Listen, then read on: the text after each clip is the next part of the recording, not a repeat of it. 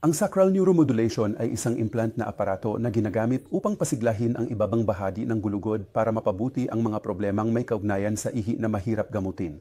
Paradoxically, gumagana ito para sa mga pasyenteng may problema sa pagpigil ng ihi at pati na rin sa mga nahihirapan maglabas ng ihi.